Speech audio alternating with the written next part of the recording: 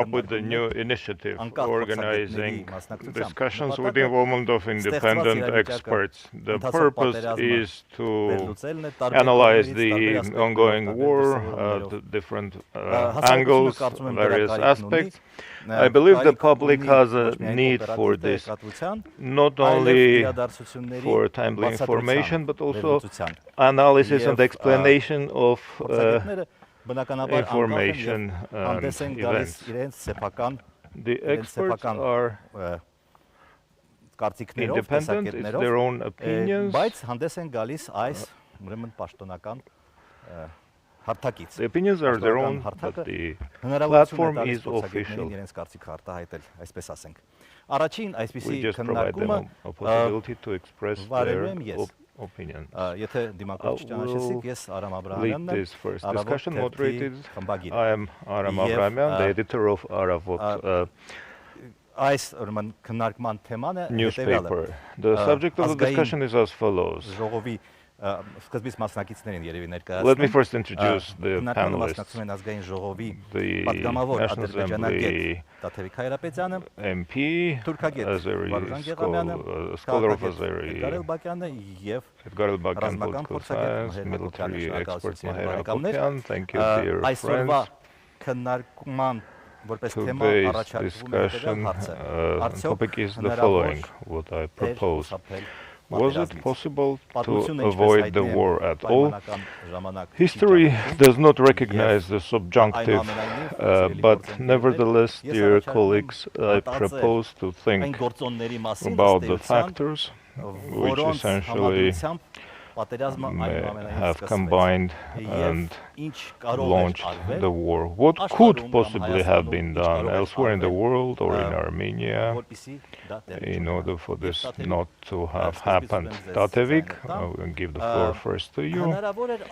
Was it at all possible to go on with the negotiations under the aegis of the Minsk OSCE Minsk Group co-chairs? What was Azerbaijan thinking at that point in time, at the eve of the war, and what were the impediments to continuing negotiations? Had they continued, would there be no war? Thank you for affording me this opportunity. This question opens room for thinking and discussions. It was possible. Whether it was possible to avoid the war, my brief answer is not. Having monitored the maximalist expansionist policy of Azerbaijan for years, it was obvious that sooner or later the war would have become inevitable. We saw that in 2016, the April 4-day war.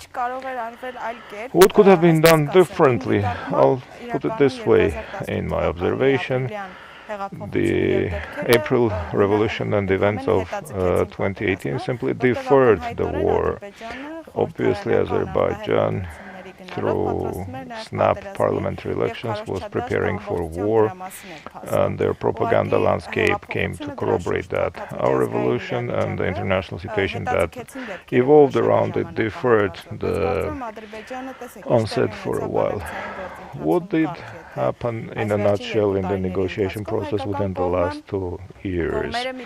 The Armenian parties were saying a simple proposal.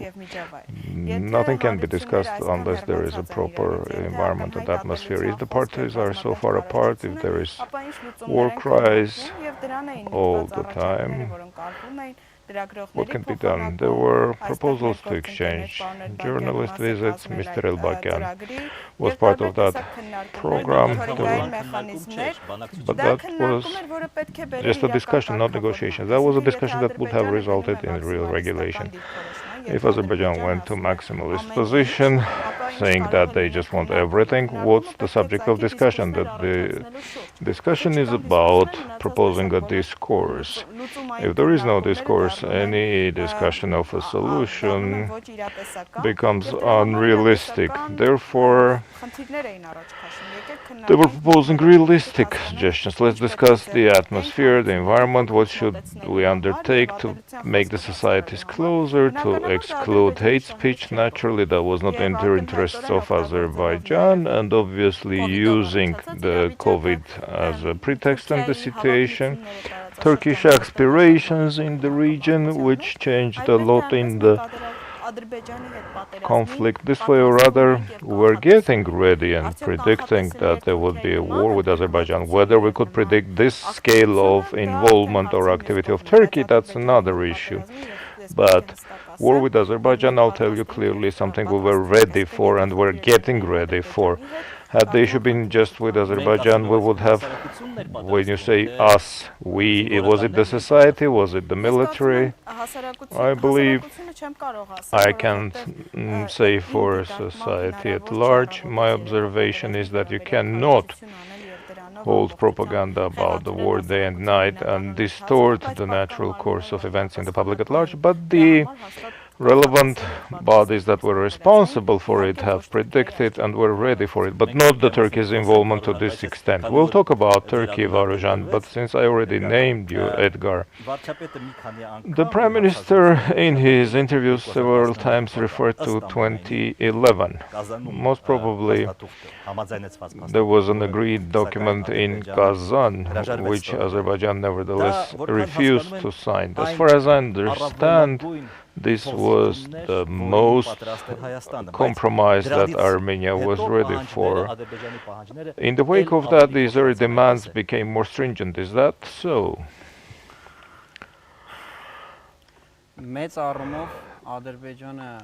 By the end of the day, Azerbaijan was never ready, really ready for compromise. I'll tell you more, the current architect of Azerbaijan, sometimes they wrongly ascribe this role to Haydar Aliyev, in reality it's Ilham Aliyev, and it's common knowledge, and the Armenian politicians. For example, there's memoirs by Robert Kocharian and Kerry Kavana. The failure of Key West is directly ascribed to Ilham Aliyev. He persuaded his father not to yield an inch. Don't put this stigma of a traitor on our clan. Time will come, we will attempt to resolve it in a different way. Military way, yes. And coming to power, we sometimes forget this.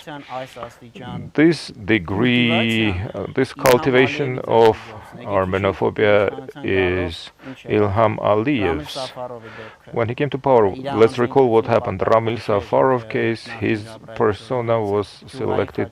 He was from the former Jabrail. The Khachkars in Jura, their destruction, prohibition of entry of all ethnic Armenians entering into Azerbaijan. Because before that, there were Russian passport holders of Armenian origin that traveled to Baku, so their relatives, and they shut down that.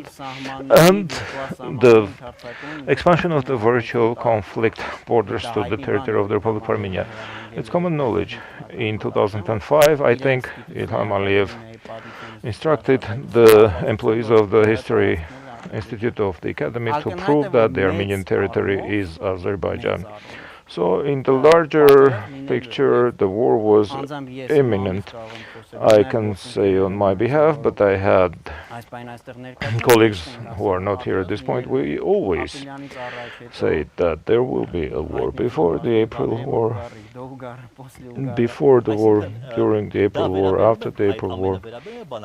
Does it all pertain to the negotiations, or the negotiations pursued their own course? No, this was all in entirety. Every factor had its role. Prior to the April War, you may recall their diplomatic preparations. At the PACE summit, there was the Sarsang resolution. They bought it by hard cash. No, the war doesn't appear from nowhere. You make preparations for it.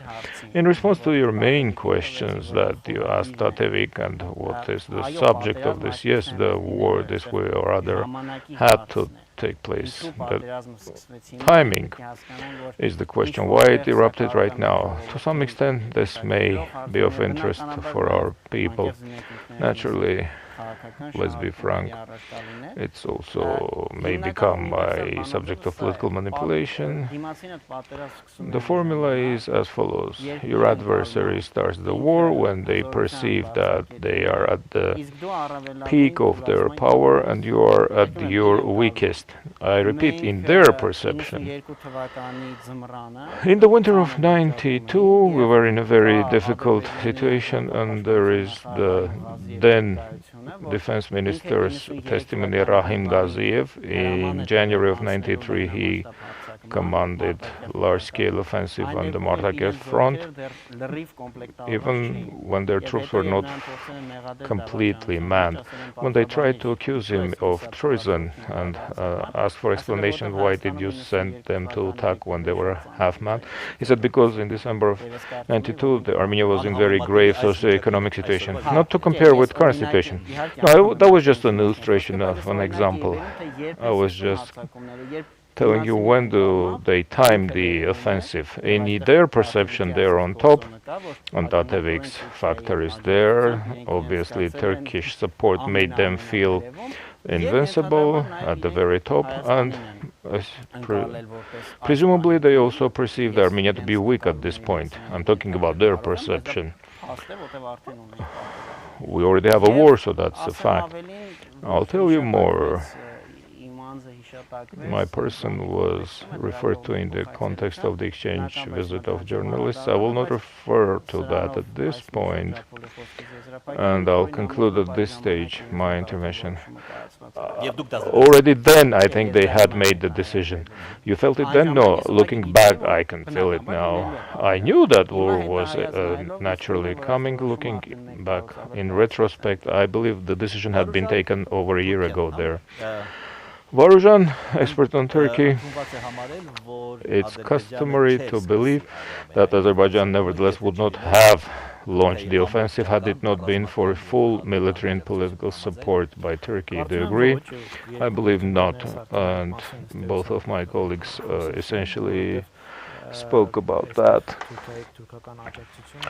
The Turkish support was just an additional factor that increased the perception that Edgar just referred to about the possible balance of powers and the chances for success in a pre-planned war. Whereas it's not that Turkish support is something we encountered the first time, let's agree on that, not on this scale. In this case, it's obvious and flagrant, but there were attempts at that in the past as well. Let me remind you that essentially Turkey, since 1993, has been directly participating in this battle, at least unilaterally shutting down the border with Armenia, which, after the war, in any approach by law, this is an act of war. So we're dealing here with continual phenomena, which, if we look at it, the Turkish side also perceived the current situation as the most convenient timing environment to win this battle. It's not incidental that they chose this timing, it's not incidental that they selected this methodology, and let's understand, after all, that the process is underway along the Artsakh line essentially are the logical continuation of the larger regional landscape, which unfortunately we're trying to think that we sitting here are closer to Paris and Brussels, and we're more interested in the processes on those capitals, whereas, and I've been talking about this many times, we are affected more by everything that transpires in Damascus, Aleppo and Baghdad than what's transpiring in Washington and Brussels. So if you look at the larger picture, since 2010, everything that transpires in this region should have been the first signal for us about the environment coming about, where the aspirations of Azerbaijan and the aspirations of Turkey were getting the Lebensraum. Azerbaijan would have attacked nevertheless had it even not been for Turkish support. Do you believe this? My friends have already identified the logic of this, and I fully share it. Yes, Azerbaijan was getting ready for this war. Let's broaden the perception. The Karabakh issue in Azerbaijan is somewhat of a hallowed topic. From methodology perspective, it's similar to the Palestine issue. Palestine is sacred, everything pivots around it.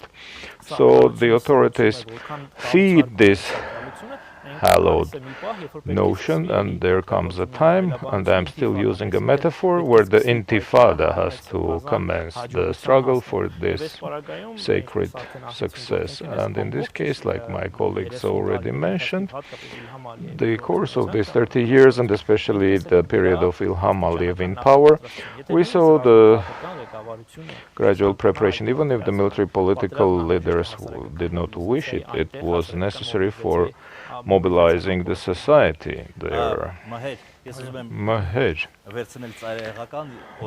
let's take an extreme example. Nobody likes it. Northern Korea. It's absolutely not similar to Armenia. Nobody likes it, but against nobody wages or starts a war against this country because it's well armed.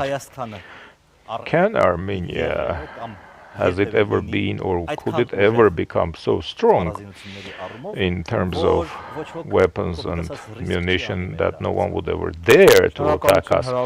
Thank you for the invitation. Thank you for the question.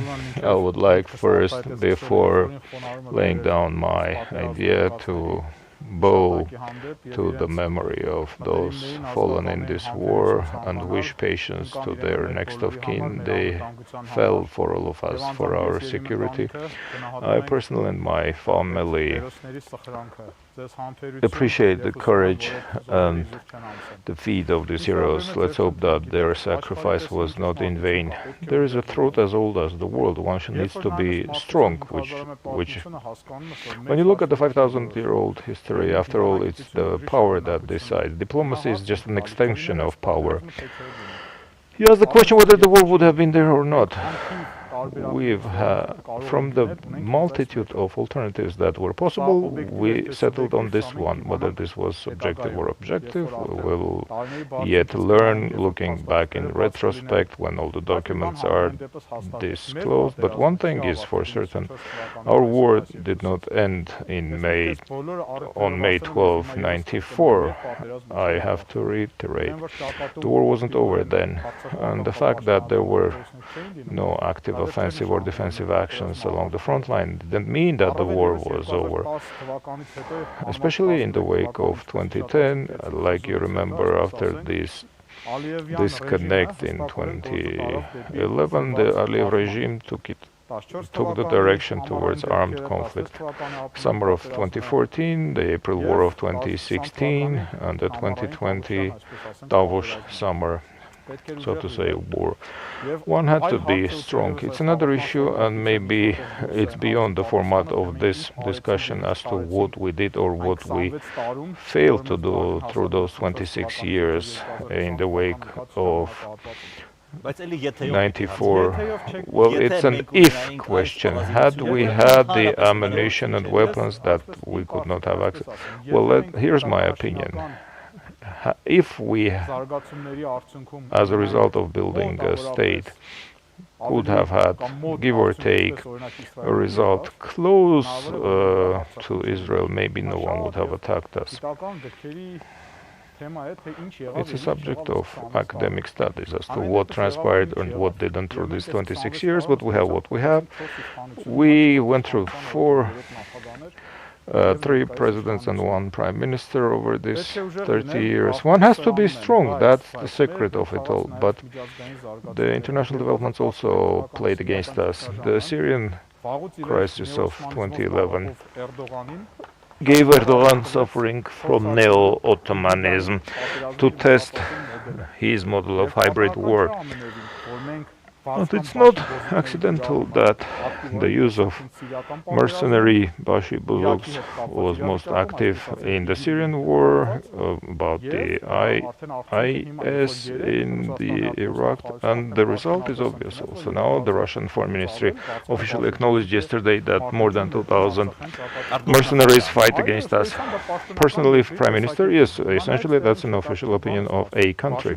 So here's what we get, this Bashi Buzuk tactics was tested by Erdogan. If you remember, the strike UAVs were tested at the Syrian front line, and as a result of certain political developments, Erdogan didn't strengthen his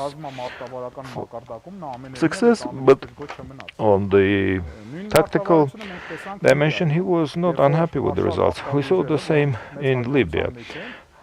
Marshal Haftar's forces who were advancing, as a result of combined use of UAVs and the mercenaries, were pushed back. Neo-Ottomanism is what Erdogan professes, and he learned that it is possible to wage a war with technology and on the expense of alien blood. Is it possible in reality? No. I've mentioned this on several occasions. For our army, these mercenary Bashibazuks are not a big deal. They're not in huge quantities to begin with. They lack the motivation as opposed to the Armenian warrior, and the Armenian warriors and the Armenian military machine has clear line of command, is well stocked and has a structure, so it could easily deal with these Bashibazuks. Our issue was the air supremacy and the UAV use. Especially in the most recent years, our authorities did realize this, and especially even the former authorities in particular. The later years of Sargsyan's powers, they were seriously thinking about assuring air supremacy. These Su-30s that we brought and were, so to seem, proud of, they were negotiated to some extent under the previous authorities. We realized this, and our military theoreticians were predicting that the war will have a different look. Unfortunately, we did not complete the transformation of our army. Let's say conventionally, had the war broken out in 2022, we would have been more prepared than now. So you're saying if? Well, you know, the history settles on only one of the multitude of alternatives. So we have the situation now. Tatev, we will not avoid difficult or provocative questions. In some circles, there is this theory, hypothesis in circulation that Azerbaijan also launched the war because, among others, the Russian authorities had certain reservations or have certain reservations about the current Armenian authorities. What's your opinion about this hypothesis?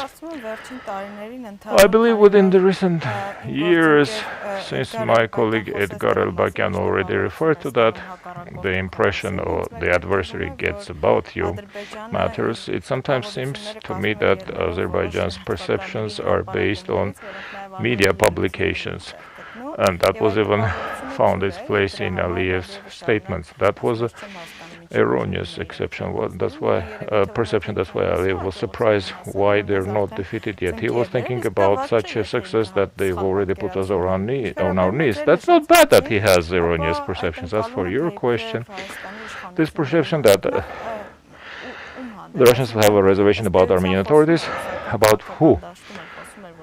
The Russian political circles also talk about a certain lack of trust about certain MPs, being frank, who came from certain structures, not to be named here, but our work, our partnership with the Russian partners clearly demonstrated that they have nothing to fear.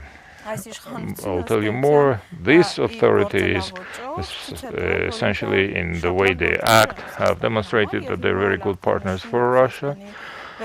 And the Russian analysts already acknowledged that, let's acknowledge finally that, propaganda aside, these people are true partners for us, and they have proven this in multiple ways. I will not voice this live, but they're not intending to change the political course, the position, and their security interests are solidly linked with the Russian geopolitical interests. So this factor is not there. It's really not there.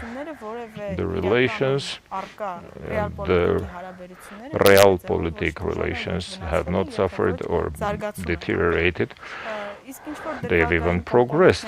As for certain episodic components that are quoted, I do not think they have the weight or the impact that they are trying to present them to be. Aliyev is presenting the Prime Minister or Varuzhan. As such, if you look at their statements, especially through the last years, you understand that this person was leading aid to the war. Edgar said Ilham Aliyev, but I believe Heydar Aliyev as well. In order to justify the ceasefire of '94, they put into circulation the term First Karabakh War, preparing the society for the second. I believe right the next day of the May '94 ceasefire, they were getting ready for this war. As for our relations with Russia, there were never any controversies here. I cannot ask Putin personally or Lavrov naturally, but even if I were to ask them, they would hardly answer frankly. But this hypothesis is something I've heard from Russian experts, political scientists. I interview them, they make statements. Why do they have this impression? I believe to some extent this is misconception. I don't know the reason. Maybe the adversaries have had good propaganda. They've built good propaganda against these new authorities of ours to present them to be anti-Russian. In reality, they have built very good relations with the Russian party. And yes, there are certain circles. I assume they had friendly relations with the former authorities and they have been affected by this propaganda. But if you look at it earnestly, there is no reason and has not been a reason for it. Edgar, many people have this impression that Russia is in possession of a button which it may have pressed to hold the war, and it can still press this button to end the war even now. What causes this impression and how close to reality is it? The question understood. This is a current perception. Prior to the war, they had the opposite perception of this same logic. They said everything is in the Russian hands. Even if they want, they can. If they really want it, they can hand over Karabakh to Azeris to entice them into the EU. There was the same misconception at the other end of it. Now it's the opposite perception that they could have and still can stop the war if he so wishes. The Yerevan State University Strategic Research Center, in the wake of the April War, set up a website on the April War which had FAQ, and the question was there, does really so much depend on Russia? Back in 2016, we said that yes, Russia is a player in the region, but Azerbaijan has enough of sovereignty to start a war. Even then we wrote this on that website in the FAQ, trying to rid the people of this misconception. Mher already said we have what we have, we got to where we are now. People with their own eyes, without Edgar's texts, can now get their own assurances that Russia is not omnipotent. Especially that Turkey is also in the game now, is part of this war project. They have their own input, which makes things for Azerbaijan difficult to get out of the war, that is. If you notice, Vladimir Putin tried to make everyone understand what are the red lines for Russia. And referring to Sumgait was not to please our ears, it was a message to our adversaries that such scenarios are unacceptable for Russia. That is ridding territories of Armenians. Yes, violence, massacres are unacceptable. Today, Artsakh ombudsman came up with this statement, and he said that in the Hadrut region, Tokh village, a peaceful civilian was already beheaded by Azeris. is it mercenaries or Azeris, or is it not clear? The person is not identified, the military criminal, but we ascribe their crimes to the Azeri armed forces, and that's also correct in the context of international humanitarian law.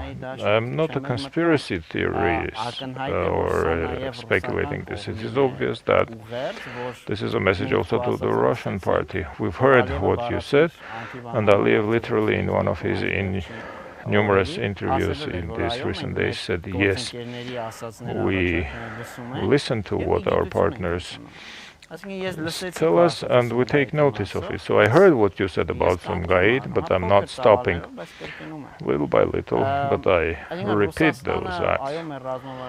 Yes, Russia is our strategic ally. Russia is a serious player in the region. Russia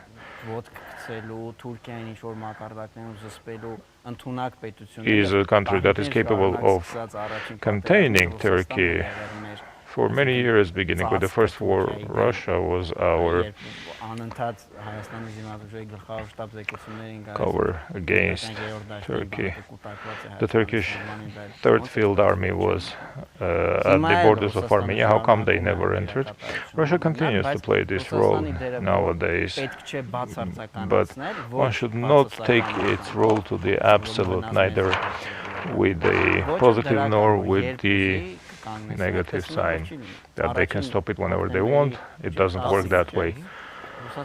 The first Russia-brokered ceasefire was on October 10th. It didn't materialize.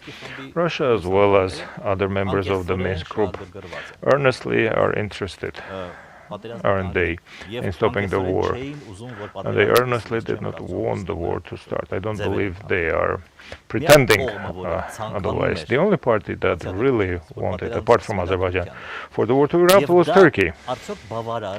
Was this sufficient for the war to have started? Turkey could easily, even bluntly, turn down European, American proposals or pleas. What allows the modern-day Turkey to behave like that? I believe, in order to answer that question, we have to partially get back to your previous question. We're in the custom to somehow limit our field of view, narrowing it to Armenia, Azerbaijan, Artsakh-Azerbaijan relations and linking it only to these three players, whereas the context is much broader. Russia in this region is not only guided by neither Armenian nor Azeri interests, but exclusively by Russian Federation interests. And there are other similar powers in the region that have their own interests. One of them is Turkey. Naturally, there are other players as well. So in these circumstances, talking about, Turkey, had it not been there, Azeris would not have attacked, or Turkish factor was sufficient in and of itself. No, this is not just an opinion, interpersonal relations of 3, 4, 5 people or men. This geopolitics, we anthropologize the geopolitics, making it sort of boiling it down to the relations of two friends or foes in the street. We have to look at several factors. The first factor is the major energy mega projects in the region and the stages of their implementation with the relevant schedules that coincide with events in the region. Second, for the first time in the region, borders are being changed. Those that were affirmed in the wake of the First World War in 1918 are changing before our very eyes, and quite naturally all interested players, including Turkey, that aspires to become a hegemon in the region. They never concealed this. They aspire in this new setup to gain their zone of influence. Why not, like Mher said, in Syria, specific successes in the northeast of sovereign Syrian state, Not acknowledging this, I think, would be wrong. And so the same approach, more give or take, they have about the Southern Caucasus and this narrow region. And we have to also single out another circumstance. In the current Turkish government, we have a force which can, in quite a literate way and in a targeted way, to take advantage of the contradictions between regional players, and this is attested to by their relations with Russia or partnership. In one segment is it's all-out war, elsewhere it's cooperation, and elsewhere again it's neutrality. So we have to acknowledge that the 2020 September 27th aspirations to have a new zone of influence in the region, combined with some additional circumstances, helped the Turkish Republic to decide in favor of war. So here's the follow-up question. What gives Turkey the reliance to bluntly turn down Trump or Macron if what they say goes against their interest? If we oversimplify, it's the experience of their past 10 years. This side of 2011, Turkey in Syria and Iraq and in Libya already within the last 4 years have succeeded to implement more or less what they had planned, in some cases getting the maximum of their aspirations, sometimes the minimum. This allows us to claim that they saw here another opportunity. I would like to mention once again here that this experience has been gained by the Turkish Republic not only since 2010 but even before. In 1930s they made an attempt to take the territory which they believed should have been a separate part of Turkey. We're talking about Sancak of Alexandret in Syria, which in 1939 became the Hatay province. In 1974, the most democratic leader of Turkish Republic, Bülent Ecevit, implemented an operation which occupied a significant part of the Republic of Cyprus. Bülent Ecevit, which was the most democratic, received the title Conqueror of Cyprus. 2011, the list continues. All of this comes to prompt us that we're not dealing with the weirdo leader of a state.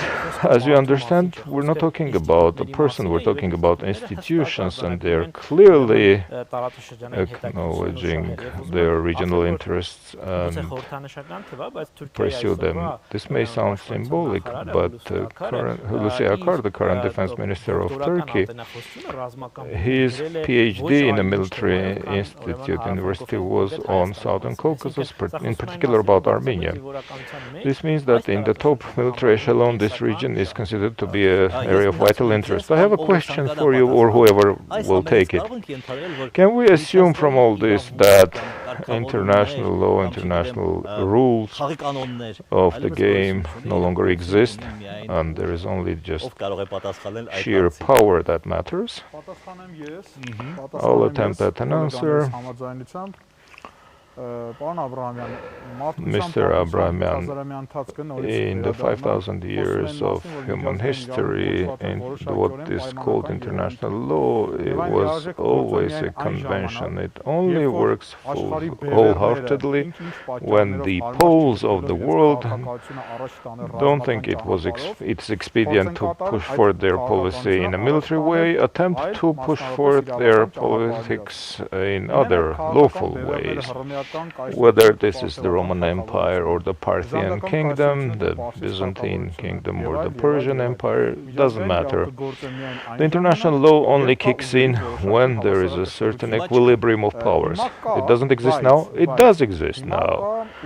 But the power centers have enough room to maneuver, which, for example, in the 1970s wasn't there. We could talk at great length about this. Let's get back for a moment to the main culprit of this, Erdogan. It's not only the person who pulls the trigger, but also those who incite it. Those who incite it may even be punished more harshly. When we look at the last 30 years of the history of the state of Turkey, we see a state where the bourgeois relations developed and a strong petty bourgeoisie stratum came about. Producers, middle class, car makers, garment makers, and this stratum started to act independently. These people perceived Recep Tayyip Erdogan as the epitome of their class interest. This class nonsense existed throughout history. Napoleon in his time was leaning on the petty and middle bourgeoisie. We're straying off the subject. I am approaching to why all this happened. What is the power of Erdogan? Within the last 10-15 years, by developing this middle class, he created the strong economic backbone of Turkey. When Turkey had the economic backbone and Erdogan's ambitions, this was the military technical mini-revolution, also added on top of that. As a result of the merger of these two factors, the situation emerged when Erdogan had the material means, the technical means, and his personal ambitions in order to create chaos in all neighboring states. He succeeded in planting chaos in Syria, to a lesser degree in Iraq, is attempting to sow chaos in Libya, attempting to do that in Greece, releasing the flow of refugees. Unfortunately, the same chaos is expected in Georgia, and the military incarnation we saw here. Erdogan, as a result, wants to arrive at a situation when all of his regional neighbors will be weakened, succumbing to chaos, and he will be the power center. What did allow him to do this? We refer to the nature of hybrid wars. Compared to the same 1970s, currently it is possible to wage war successfully, technically, without the legal consequences. You fight with mercenaries, you fight with UAVs, you use your special forces dressed up in uniforms of another state, you name it. All of this resulted in neo-Ottoman appetite of Erdogan firing up. Very well. Since we have little time left, let me ask one general question addressed to everyone and expect brief answers. The programs of Aliyev to resolve the Artsakh issue militarily, this intention, to put it mildly, were shaken in these 40 days. Every Armenian is certain, like I am, that this will culminate in our victory. All of this war shall culminate in our victory. Every one of us has his or her own perception of this victory. Will this be a victory which will exhaust a new possibility of war, or will it just be several months or several years breather? How does each of you perceive victory? Let's start with Mher. A difficult question. I've been pondering about this from day one of this war. I have maximum and minimum perception of war. In a nutshell, if we restore the September 27 borderline, that's the minimum of victory. After that, the more the better is what kicks in. If we take more, so much the better. That's it. Moreover, I'll tell you, it's not necessary to have a front line mirroring the September 26 situation. If in principle we restore that situation, in my perception, that would be the minimum victory. Anything over and above that, the better. Edgar, a short answer. 2 minutes.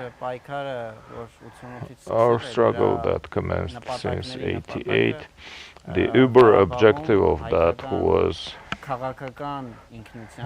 to preserve the political identity survival of Armenians. Like Levon Petrosyan in his article mentioned, Armenians lived in Karabakh for 3 millennia. They have to live for another 3 millennia there in Karabakh. If as a result of the war we succeed in ensuring in Artsakh our national political presence maximally secure and continue, I will consider that a victory. Maybe I could also answer in Mher's format, but since the combat is still on the way as we speak, I wouldn't reflect on borders. In a more philosophical cue, believing in victory, well, I'm certain that Armenia as an idea, as a reality, is there for perpetuity. Haik cannot surrender to Baal. What is the? Is it the statehood that is that's the only format? Especially having a neighbor as Azerbaijan. Yes, your statehood is the only thing that allows, like LTP said, to survive for another 3 millennia. That's the only way. Yes. Same question, Varuzhan. I'll pick up where my colleagues left from a slightly different angle. Let's acknowledge that war, one should not be afraid, fear war as such. It's lamentable, but yes, we will overcome when Armenia will not only have Artsakh as its inseparable political presence, but will also accumulate enough of a potential to be able to prevent wars, and if they are unleashed, be able to answer proportionally. This may seem paradoxical. If necessary, you have also to attack first in order to prevent events in the region that may be detrimental for the Armenian political presence.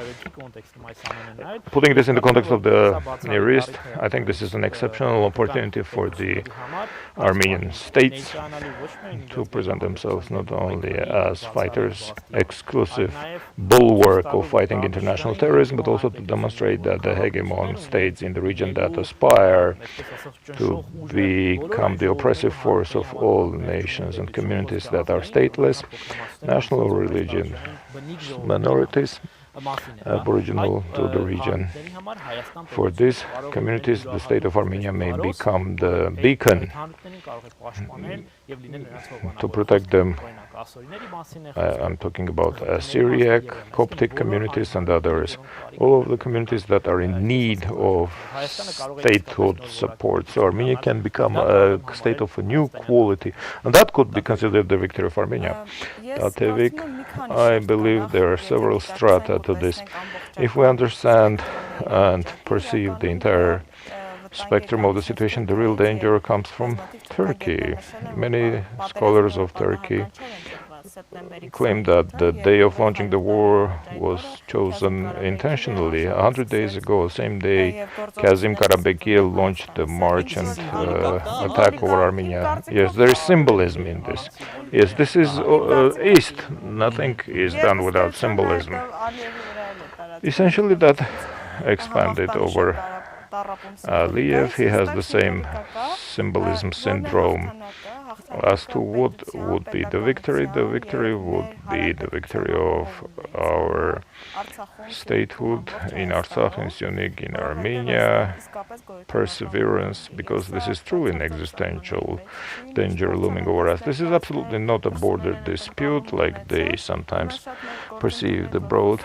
Many of our partners that we talk to, they understand what we say when we say this is an existential problem, this is a genocidal danger. This is really looming over us. For me, the victory would be the security of our nation state, statehood in every accessible means. Could we rule out the war hereafter? I believe the people, our generation to some extent, for the first time, your generation is experiencing the war for the second time already. Every time we want to promise ourselves that we'll not allow the next generation to feel this pain. This is a big pain going through this loss, this war. But at the same time, if you want to exclude, rule out war, you have to, if you want to live in peace, you have to get ready for the next one. That's our super objective for the forthcoming decades. And the ultimate question, was it possible to prevent this war?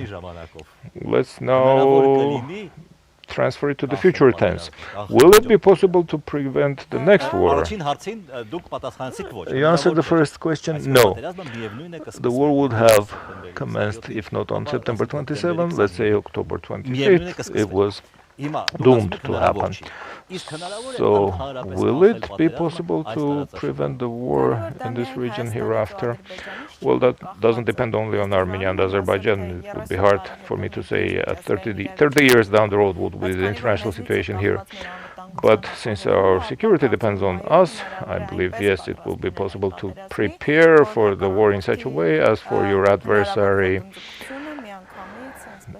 to have his encroachments cut short right at the onset, crushing excruciatingly. Yes, it is possible to prepare for such a war and assure long-lasting peace.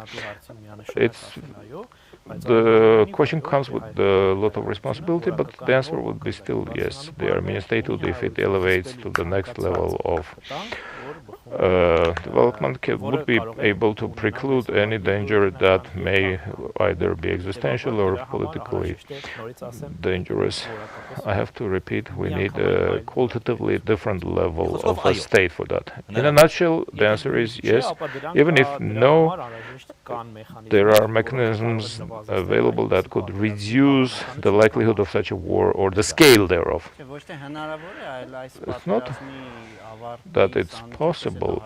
Right in the wake of this war, the day after, there would be no other priority for the Armenian state other than to prepare for the next one, which in and of itself assumes preventing in as much as possible or defer the next one. Failing that, our state will have really be facing a serious existential threat. You need the population, the elite, the capital, the investments. This will all be eroded. Starting from this point in time, although there is active combat, once the war is over, the next morning we have to get ready for the next one. Failing that, there will be a serious threat we'll be facing. Had we been living in New Zealand, maybe we could have gotten a longer breather to prepare. Well, we're not an island. Is it possible? Yes, possible, Mher. If right after this war we all resume building our state and become stronger than Turks, we're not New Zealand, the war with the Turks will continue for several centuries. We have to be strong and create a situation when the Turkish element will simply avoid attacking the Armenian state. That's the secret. Thank you, dear colleagues. Let me remind you, dear friends, that the Armenian Unified Info Center organized for the first time a discussion with the participation of independent experts. The question we discussed was whether it was at all possible to prevent this war, the one that erupted on 27th of September. Let me remind you who were the participants. National Assembly MP, scholar of Azerbaijan, Tatev Haryapetyan, scholar of Turkey, Varuzhan Geghamyan, Edgar Elbakyan, political scientist, and military expert, Mher. Thank you for your attention.